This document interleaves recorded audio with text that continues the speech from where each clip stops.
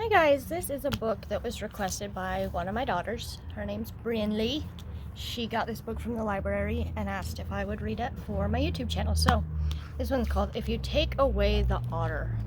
On the Pacific coast of North America, where the ocean meets the shore, there are forests that have no trees. These forests are not on land, they are ocean forests. Forests of kelp. Kelp is a large marine algae or seaweed. Like the plants we see on land, algae makes food from sunlight. There are many different types of algae. I don't know how to say this word. Is it algae or algae? I'll just say algae. Some are just a single cell, which are really tiny, and some are larger, like kelp. The kelp acts as the trees in the forest. It clings to the rocks at the bottom of the ocean and grows up toward the surface, sometimes reaching more than 100 feet or 30 meters tall. In between and under the towering kelp, smaller seaweeds grow alongside many different kinds of animals. Kelp forests are full of living things. Kelp forests help slow down strong waves, sheltering animals and protecting the shore from washing away. Wow. This one kind of looks like an octopus, doesn't it? Or a squid. Abalones and clams, sea stars and octopuses, feathery sea worms, and swarms of tiny swimming shrimps live in these forests. Crabs scuttle and snails slink up and down the kelp blades. Spiny sea urchins creep about on tiny tube feet. Wow. And swimming all around are fish. Shy kelpfish, big-eyed rockfish, and brightly spotted greenlings. Schools of silver herring and striped mackerel lay their eggs in these forests. Oh, that's a creepy guy.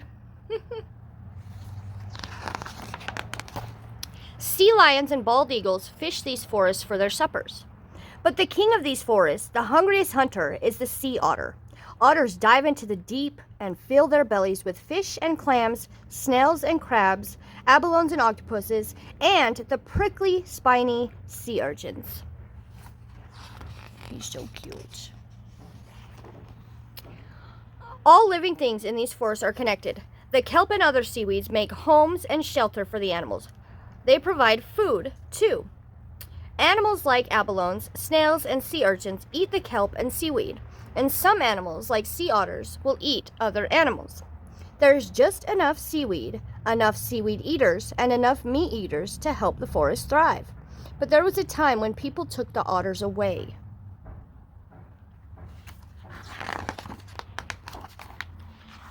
Indigenous peoples had lived alongside otters for thousands and thousands of years, but then new people came into the coast. They wanted the sea otter's fur, which is thick and soft and the warmest of warms. They wanted to sell it around the world. They took more and more, hunting the otters until almost all the otters were gone. People do not always understand at first the changes that they cause when they take too much of something. When they took the otters away, the kelp forest began to change. Oh, look at the babies. Without the otters to hunt the urchins, more urchins stayed alive each year. Those urchins made more and more urchins than had lived in the forest before. An army of urchins, and it takes a lot of food to feed an army. The urchin army crept along the ocean floor looking for its seaweed. They ate the small seaweeds. They ate the kelp where it clung to the rocky bottoms. One by one, the kelp was cut down. Kelp by kelp, ocean forests fell.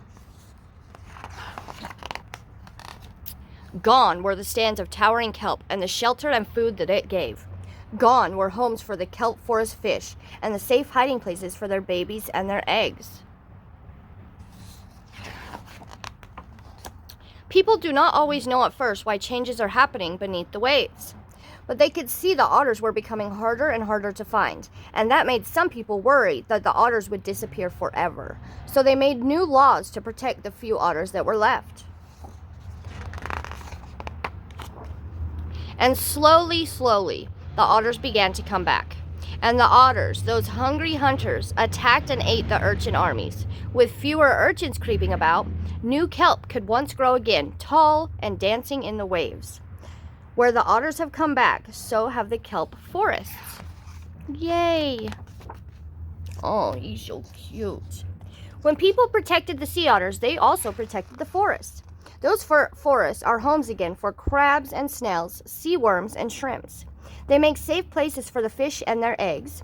There's food for the seaweed eaters. There's food for the hunters. There's just enough of everything to help the kelp forest, and all that depend on them will thrive.